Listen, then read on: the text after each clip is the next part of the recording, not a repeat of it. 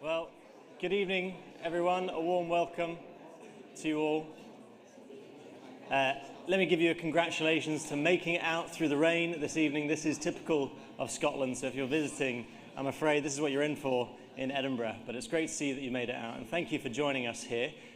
A really warm welcome to Carrubbers Christian Centre. This is a church. We are here right in the middle of the city. We've been here a long time. And my name is Sean Brennan. I'm one of the pastors in training here, and I'll be leading us through this evening, because tonight kicks off our whole few weeks, 3 weeks, almost a month of events right out of here of the building on the Royal Mile. And every Sunday evening for the month of August, we're going to be looking at big issues facing society and asking the question of whether there is hope in the face of them. And tonight, as you'll notice, we're looking at the big question of anxiety. Is there hope in the anxiety epidemic? You'll also notice we're not really set up like a normal church, and that's because during the evening I want to give you guys the opportunity to discuss questions that I'm going to throw your way. So this is an opportunity to engage, to interact. It's not just me monologuing at you, you'll be glad to know. You'll have a chance to chat and hear from one another what you're thinking about this question. We'll also be hearing a bit of music. We've got the house band. We've got these two wonderful musicians who are going to be giving us a few musical thoughts on the question that we're thinking about tonight as well. So, without much further ado, let me welcome the band to play our first song. It's called 1517, and we'll actually touch on it later, a few of the lyrics later on in our evening together. Let's listen in.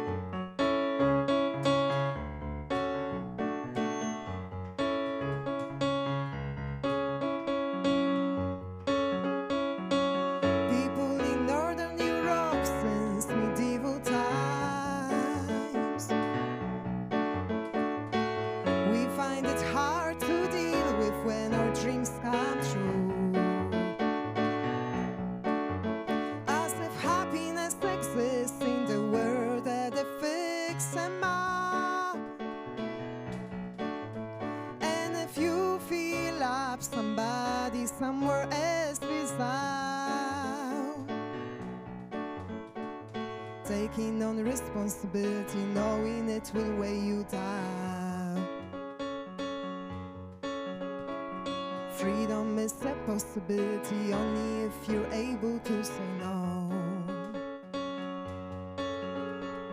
Taking on the responsibility, knowing it will weigh you down. Freedom is a possibility only if you're able to say no.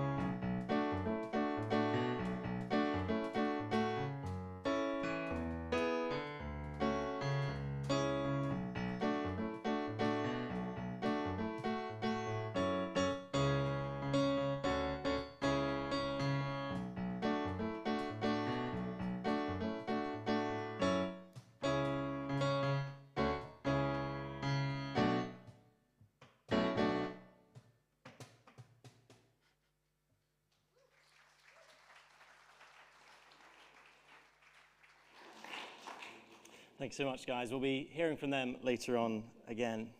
But let's begin to think about our question for this evening. Is there hope in the face of the anxiety epidemic? One of the big films that was released this summer is a children's movie. Well, I should say an animated movie. Adults are allowed to watch it too. It's called Inside Out 2. It follows on the heels of an amazingly successful film called Inside Out, unsurprisingly. And the sequel follows on with the main character. Now, the whole premise is that you are seeing inside the head of a young girl, and you're seeing the emotions interact in her head as she navigates the world around her. And we meet Riley, that's her name, and we meet her as she's entering teenagehood. So she's starting to change, and new emotions come on the scene. So as well as having joy, sadness, and fear, the new emotion comes on the scene, which is anxiety.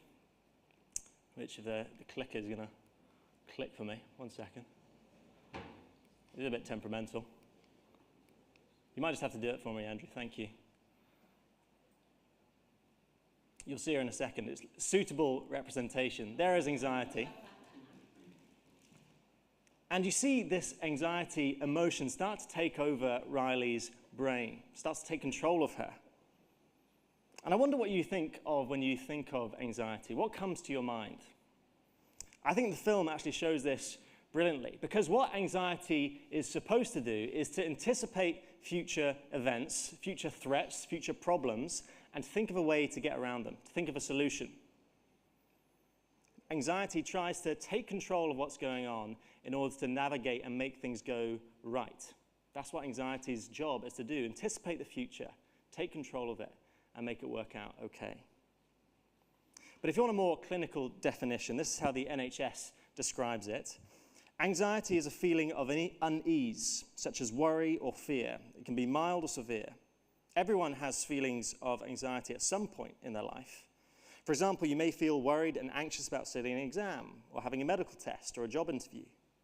During times like these, feeling anxious can be perfectly normal. But some people find it hard to control their worries. Their feelings of anxiety are more constant and can often affect their daily lives. So this perhaps captures some of the difficulty of what we're discussing this evening. No two people's experience of anxiety will be exactly alike. All of us will experience it at different points in our life, but it will look different. In fact, some of us will be so overwhelmed by anxiety that we need to seek clinical and professional help. So even though it's unique to each person, a few people have tried to notice what's going on in the big picture. What's the broad problems that are going on in society which is causing this anxiety for us? The Mental Health Foundation, after all, says that 1 in 5 people say that they struggle with anxiety. So we have to ask that question. Why is that? Well, many of the causes could come across from all kinds of problems in the world. Maybe you're looking for the future of the planet and you think about climate change and you're seriously worrying about the future of the planet, and maybe that is causing you anxiety about the future as a whole. Others of us actually look at the global politics and we start to worry about the war in Ukraine, the conflict in Gaza and Israel. We look at China and Taiwan, we start to fear what could happen on the global scale that could completely upend our world. But some people actually point the finger at a problem that lives in each of our pockets. This thing. Jonathan Haidt, in his recent book, The Anxious Generation, argues that a whole swathe of young people have been so affected by the use of smartphones and social media and unfettered access to the online world that it's completely rewired their brain. This is what he says. The great rewiring of childhood, I argue, is the single largest reason for the tidal wave of adolescent mental illness that began in the early 2010s. So there's a whole range of potential causes of anxiety out there in the world, aren't there? And we can have a great deal of sympathy for each of those people facing those things. But this is an opportunity for you to discuss on your tables. In your experience, what do you think is the most significant cause of most people's struggle with anxiety? Have a few minutes on your tables to discuss.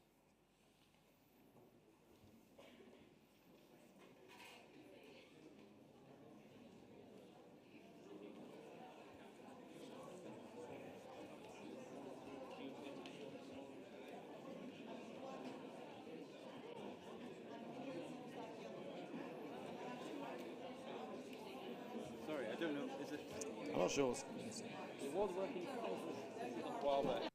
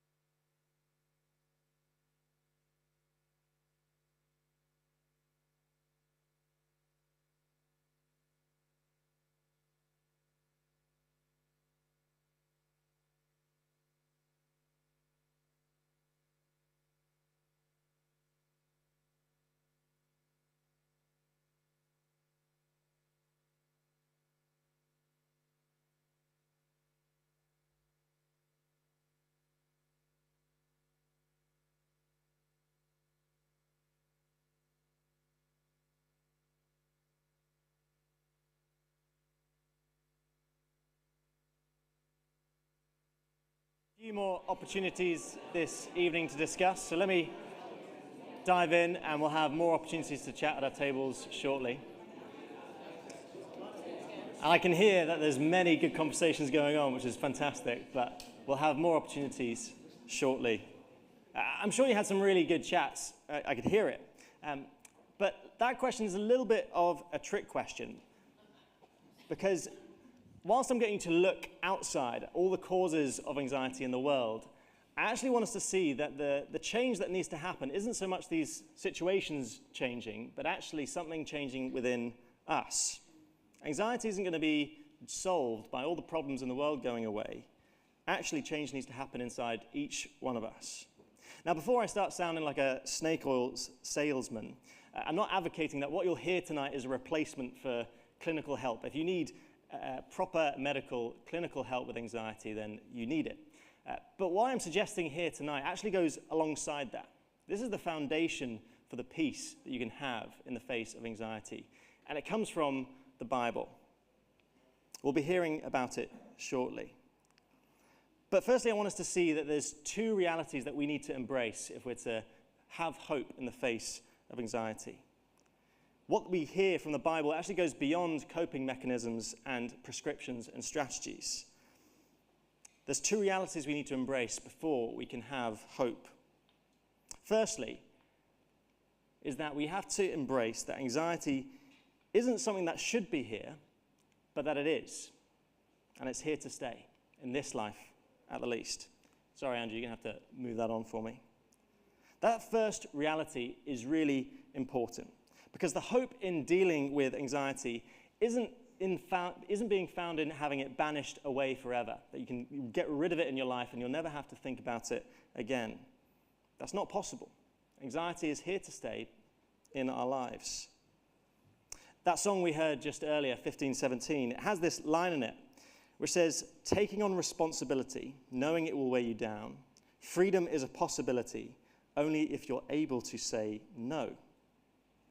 I think what that is suggesting there, that if you want to be free of anxiety, be free of any problems, then you just need to pack light in this life. You need to avoid any situation that could possibly weigh you down, any responsibility. If you have the freedom to say no to it, then you can be free of anxiety. The less you have, the less you'll worry. I think some world religions actually suggest that idea as well. If you are just unattached from all the problems and all the things that pull on your heart in this world, then you'll be free of anxiety. I wonder what you make of that. To me, that just sounds like avoidance, like sticking your head in the sand.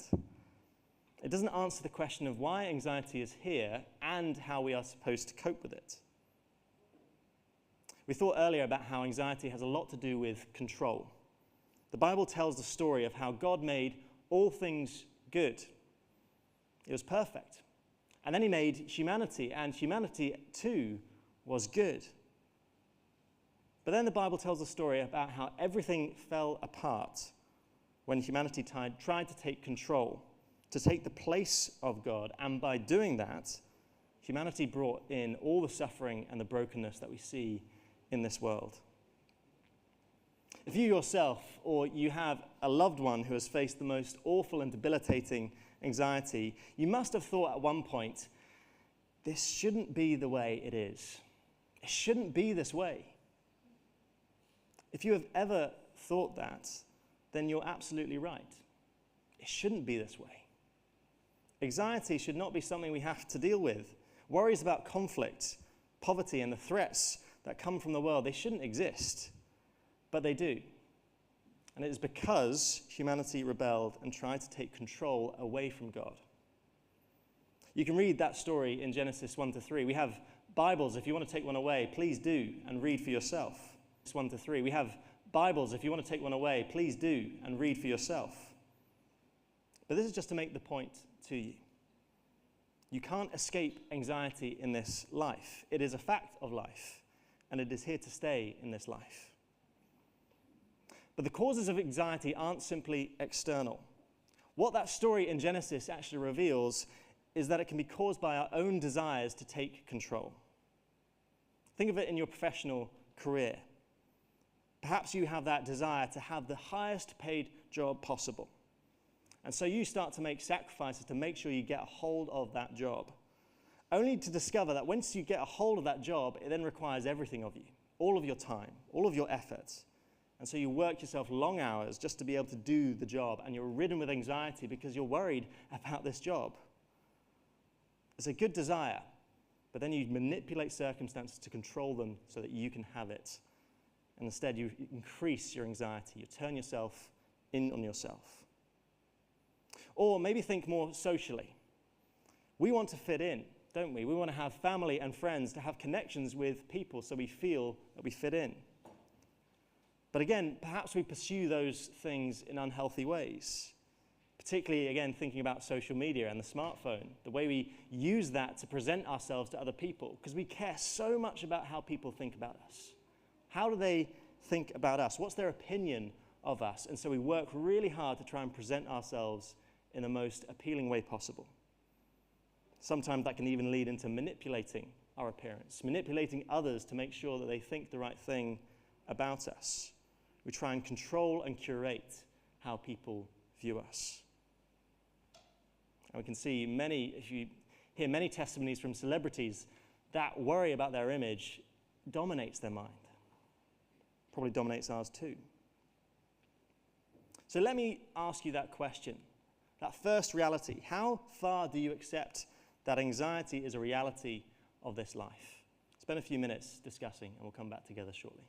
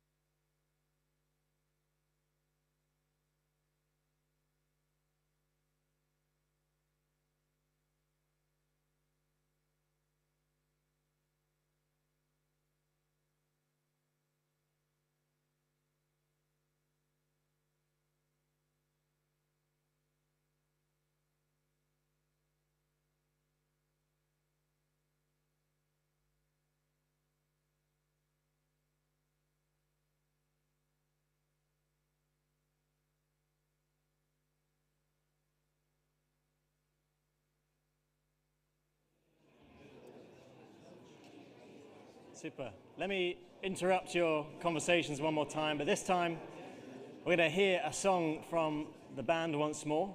And this song is called Deepest Lonely, which hopefully will get to the root of maybe that feeling of anxiety, that feeling of loneliness that comes alongside that emotion.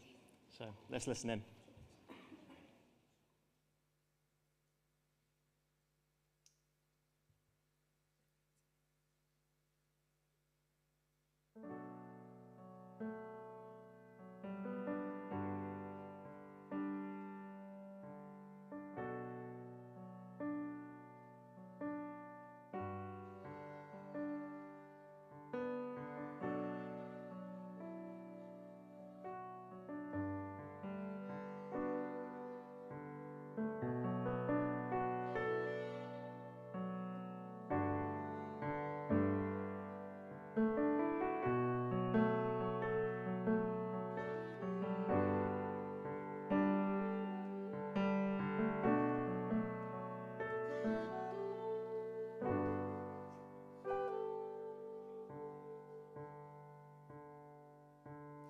Oh, my deepest lonely, why don't you waste another day staring out my window in the morning rain?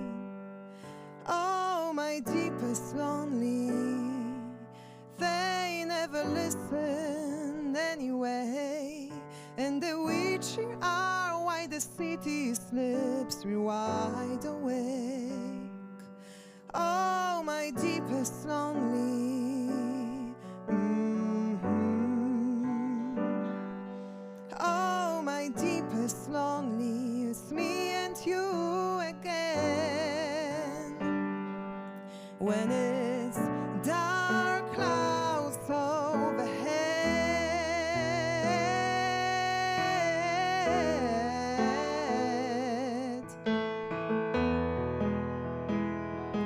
when it's dark clouds overhead,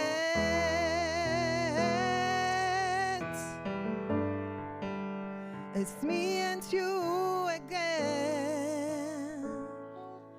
Only you can hold me when I'm slipping away, dancing in the shadows of our sweet escape. Only you can solve me, misunderstood in my ways. So underneath, you know, I keep a fire blaze. Oh, my deepest lonely, oh, my deepest lonely, it's me and you again. When it's dark clouds overhead,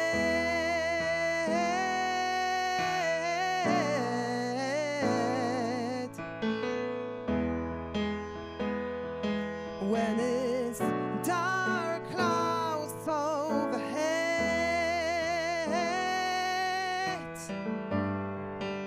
it's me and you again.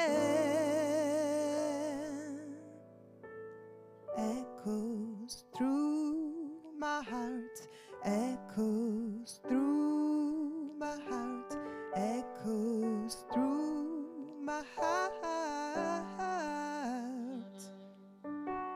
echoes through my heart, echoes through my heart, echoes through my heart.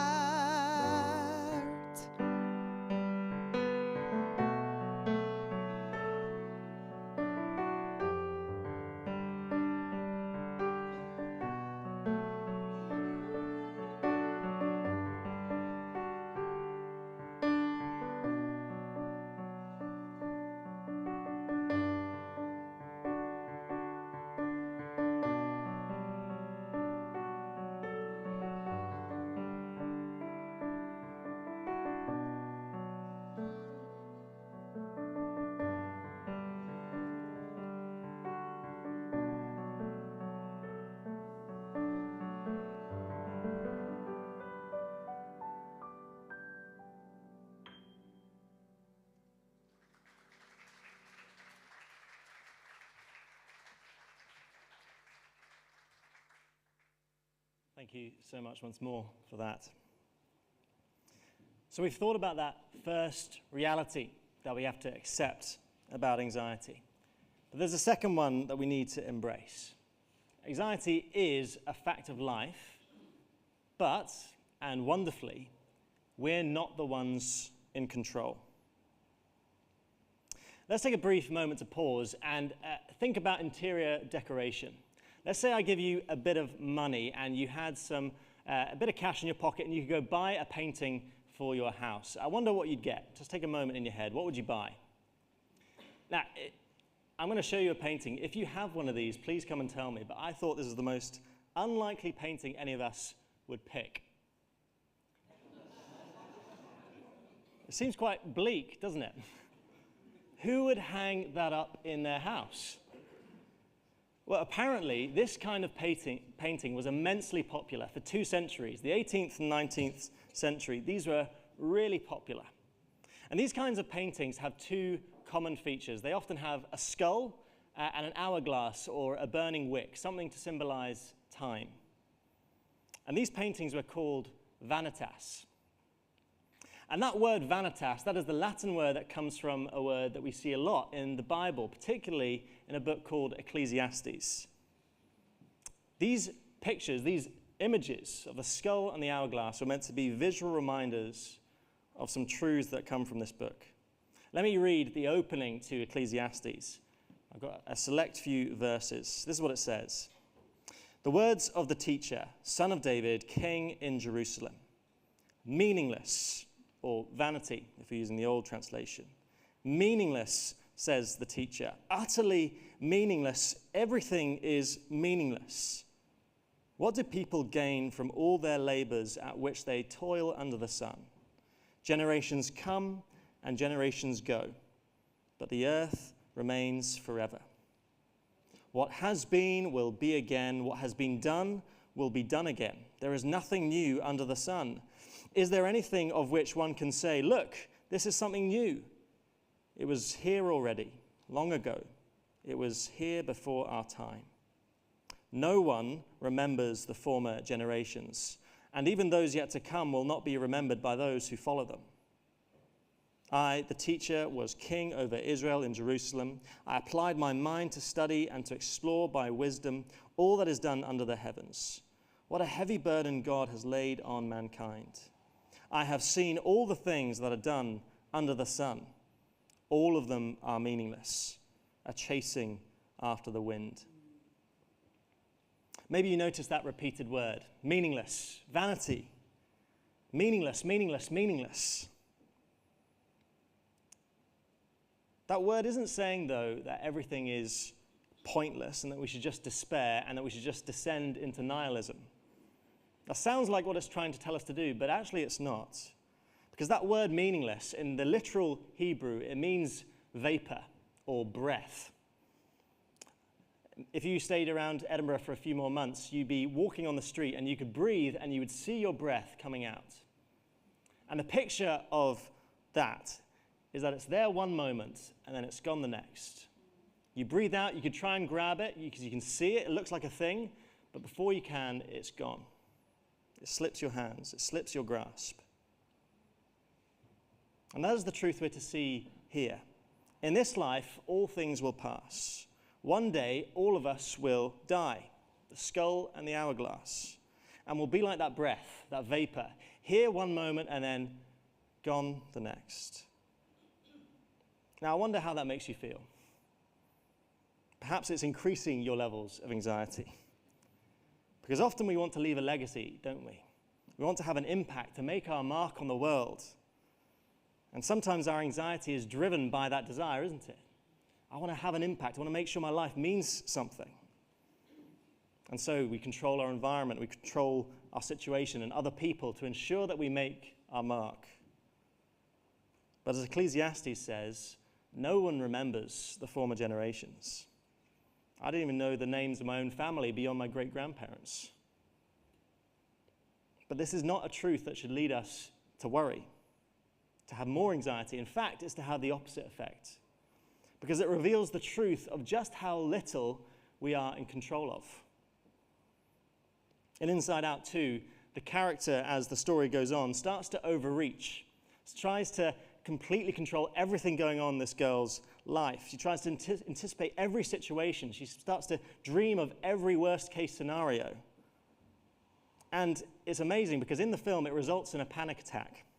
And you see the character of anxiety spinning around like a literal storm in this girl's head, whizzing around.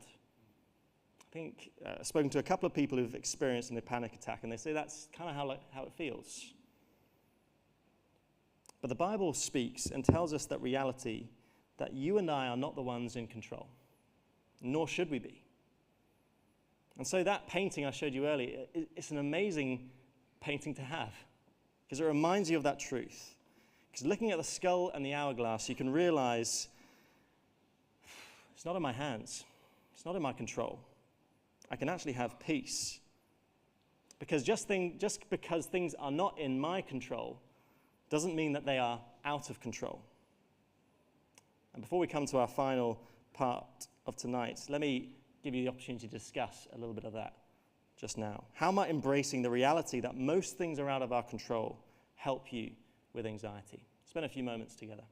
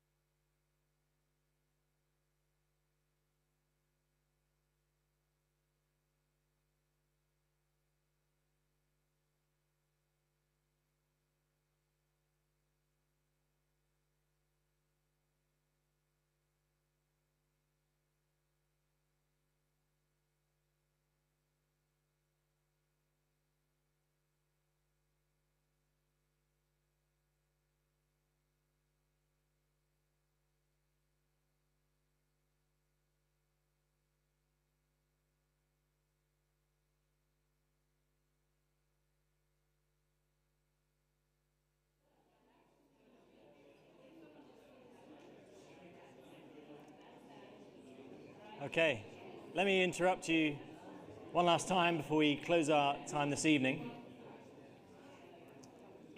I hope we've been able to have some honest conversations looking at how we're to embrace these realities.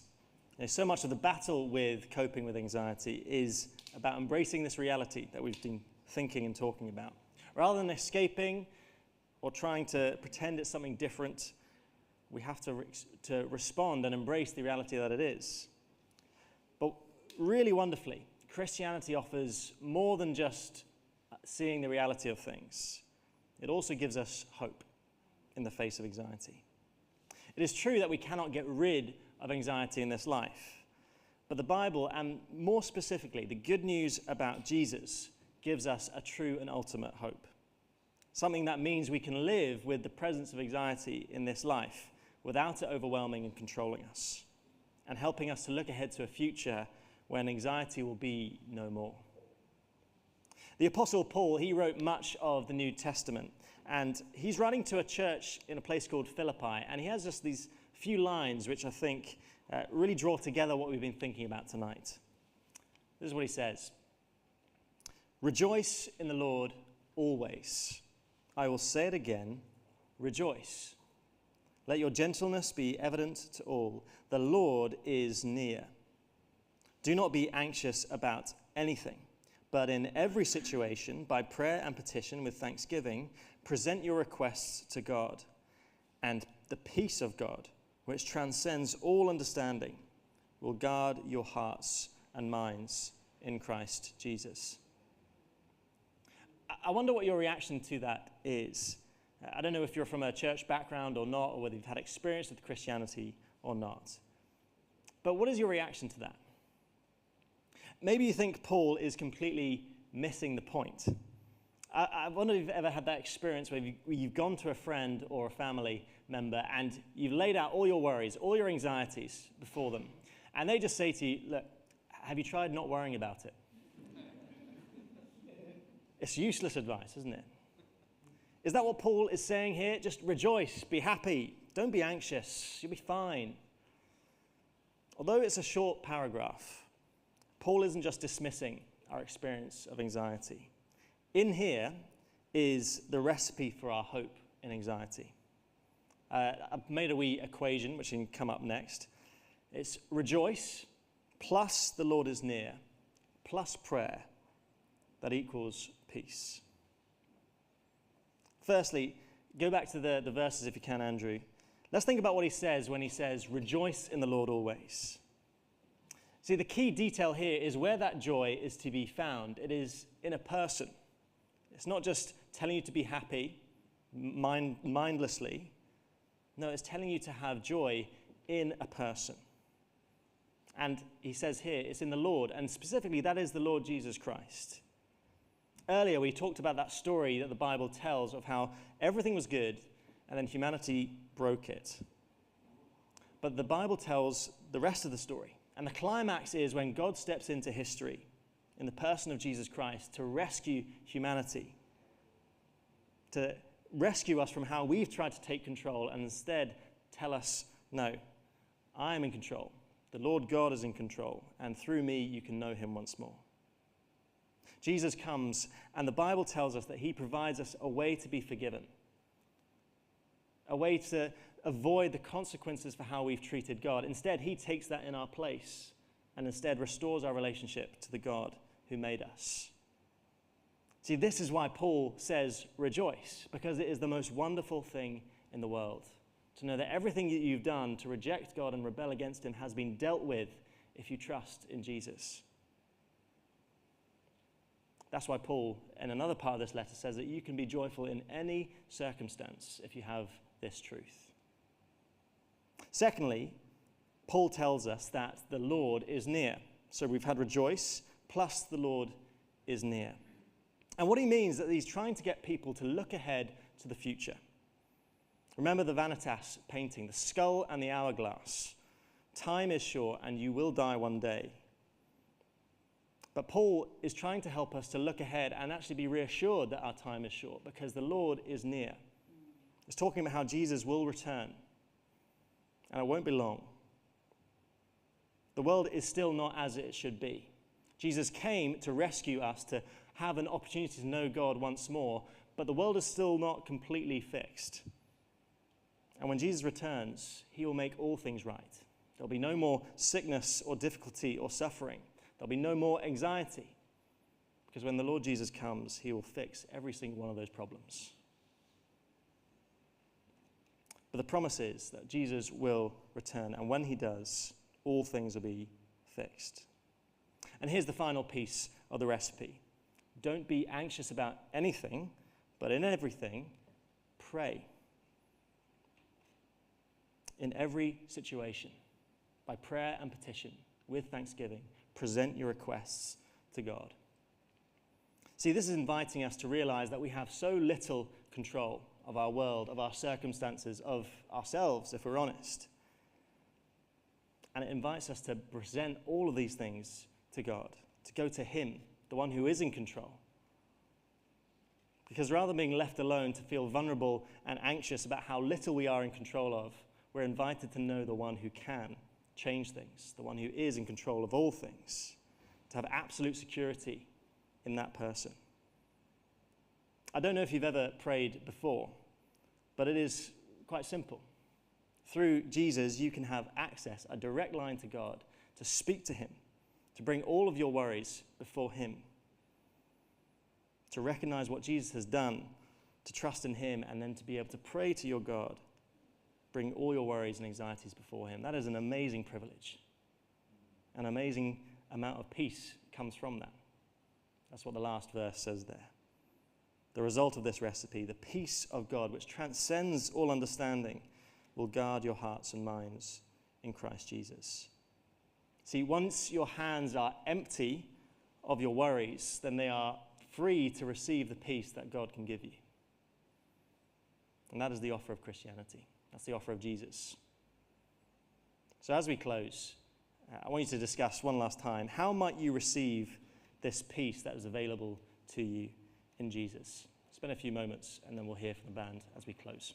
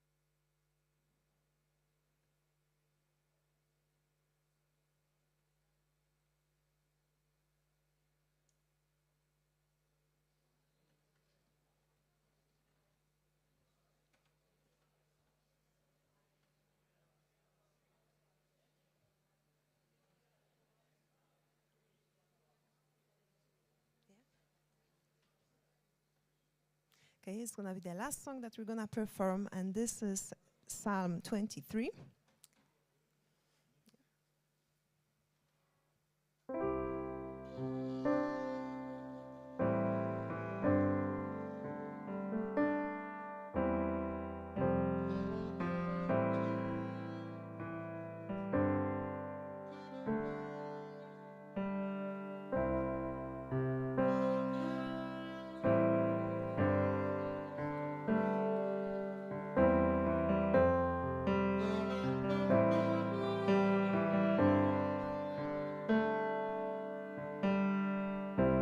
The Lord is my shepherd, there's nothing I need.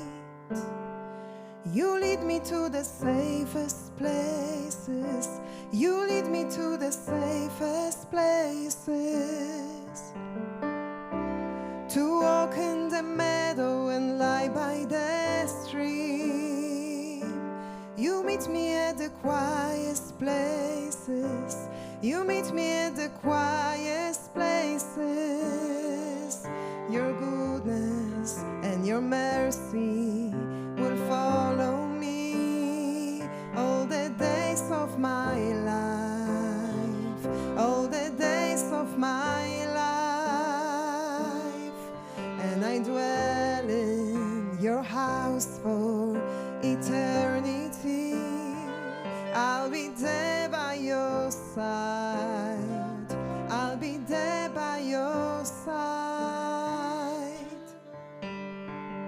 Though I walk through the valley, the shadow of death, I don't have to fear no evil, for I know that you are with me. With oil of blessing you cover my head. You fill me to overflowing. My cup is overflowing. Your goodness and your mercy will follow me all the days of my life, all the days of my life. And I'll dwell in your house for eternity.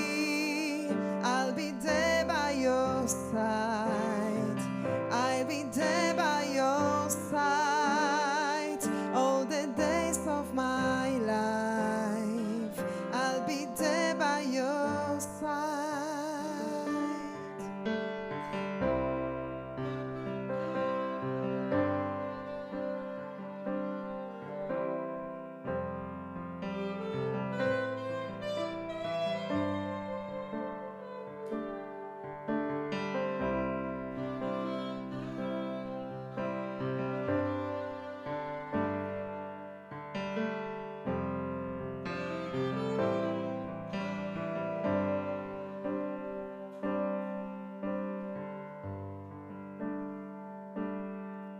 Your goodness and your mercy will follow me all the days of my life, all the days of my life. And I dwell in your house for eternity. I'll be there by your side. I'll be there by your side all the days of my life. I'll be there by your side all the days of my life, all the days of my life.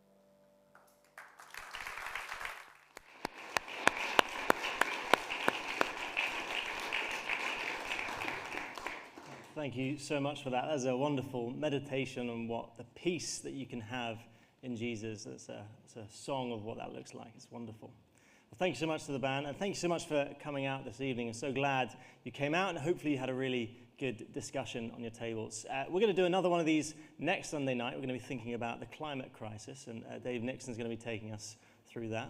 But throughout the whole week, every night we're going to be here. We're going to have a band that we've got over from the States, the Proclaim Band, who are going to be playing fantastic music, and there'll be even more opportunities to think a little bit about who Jesus is and what the gospel means. So thank you so much for coming.